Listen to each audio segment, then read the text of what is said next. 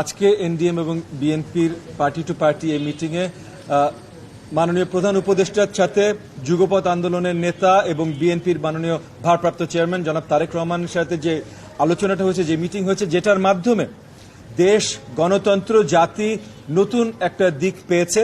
আমরা ফেব্রুয়ারির নির্বাচনের এখন অপেক্ষায় আছি। আমাদের জনগণের যে প্রধান অধিকার, যেটার জন্য গত 10-15 বছর ধরে যুগপৎ আন্দোলনে আমরা আন্দোলনরত ছিলাম, এত ত্যাগ স্বীকার করেছি, খুশিভাই যেগুলো বললেন, সেগুলোর ফাইনাল একটা রেজাল্ট আমরা এখন দেখতে পাচ্ছি।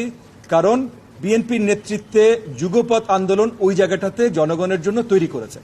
তো সেটা নিয়ে ওই মিটিংটা কেমন গেল, সামনের ভবিষ্যৎ আমরা কিভাবে দেখছি, এবং আমাদের যে এই প্রত্যাশা, এবং আমরা মাননীয় প্রধান উপদেষ্টাকেও বড়ভাবে ধন্যবাদ জানাতে চাই যে আমাদের যুগপৎ আন্দোলনের নেতা এবং বিএনপির ভারপ্রাপ্ত চেয়ারম্যান জনাব তারেক রহমানের কে উনি দাওয়াত জানিয়েছেন এবং আলোচনায় উনি সঠিকভাবে সাড়া দিয়েছেন যে আমাদের যুগপৎ আন্দোলন থেকে যে ডিমান্ডটা ছিল যে ডিসেম্বরের নির্বাচন, ওনারা একবার অ্যানাউন্স করে দিয়েছেন এপ্রিলের নির্বাচন, বাট একটা মধ্যস্থতা অ্যাটলিস্ট এসছেন যেখানে রমজান মাসের আগে একটা নির্বাচন হবে এবং জনগণের অধিকার ফিরে পাবে। তো সেই জায়গা থেকে অন্তর্বর্তীকালীন সরকারকে ধন্যবাদ জানাই, বিএনপিকে ধন্যবাদ জানাই এবং জনাব তারেক রহমানকে ধন্যবাদ জানাই যুগপৎ আন্দোলনে এত সুন্দর নেতৃত্ব দেবার জন্য এবং বাংলাদেশের জনগণকে আবার এত সুন্দরভাবে এই নির্বাচনের প্রত্যাশাটা তৈরি করে দেবার জন্য।